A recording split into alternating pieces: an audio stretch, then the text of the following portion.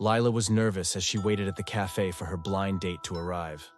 She had met him online, and while they had exchanged messages and talked on the phone, she still had no idea what to expect. She fidgeted with her phone, checking the time every few seconds, her heart pounding in her chest. Finally, a man approached her table, and Lila's breath caught in her throat. He was tall, with dark, piercing eyes, and a smile that seemed to hold a hint of mischief. "Hi, I'm Marcus," he said, extending his hand. Lila shook his hand, trying to hide her nerves. "I'm Lila," she replied, forcing a smile.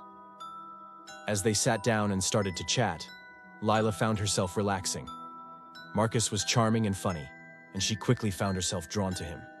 They ordered coffee and talked about their interests, their families, and their jobs. Everything seemed to be going well, and Lila began to think that maybe this blind date wasn't so scary after all.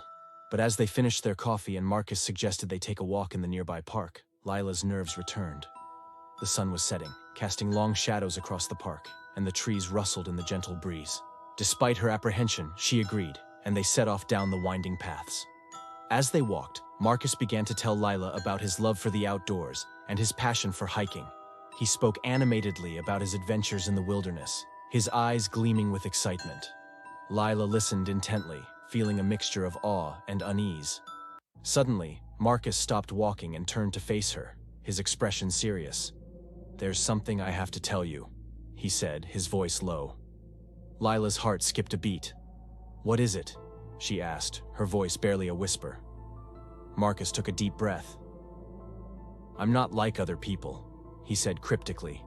"I have a gift." Lila's brow furrowed in confusion. "What do you mean?" Marcus smiled, but there was something unsettling about it.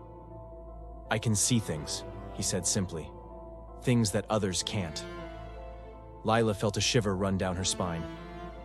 "What kind of things?" she asked, her voice barely audible. Marcus leaned in close, his eyes boring into hers. "Ghosts," he whispered. Lila's blood ran cold. She felt a surge of panic rising in her chest. "Ghosts?"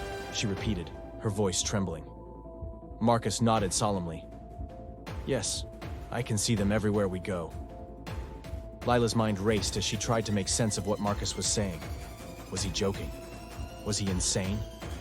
Or was he telling the truth? Before she could respond, Marcus reached out and took her hand. "Don't be afraid," he said softly. "I'll protect you." But Lila couldn't shake the feeling of dread that washed over her. She pulled her hand away and took a step back.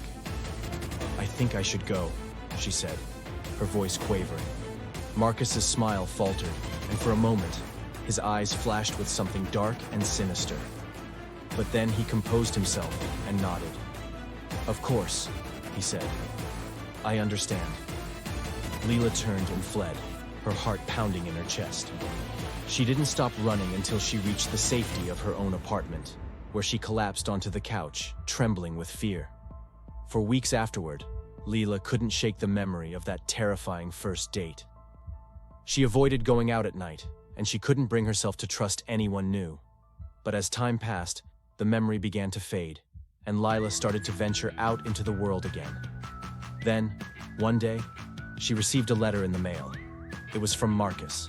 In it, he apologized for scaring her and explained that he had been going through a difficult time when they met. He had since sought help and was receiving treatment for his mental health issues. Lila felt a wave of relief wash over her as she read the letter. Maybe Marcus wasn't as scary as she had thought. Maybe he was just a person struggling with his own demons, like everyone else. With a newfound sense of empathy, Lila wrote back to Marcus, offering him her support and understanding. And as they exchanged letters and got to know each other better, Lila realized that sometimes the scariest first dates can have the most unexpected endings.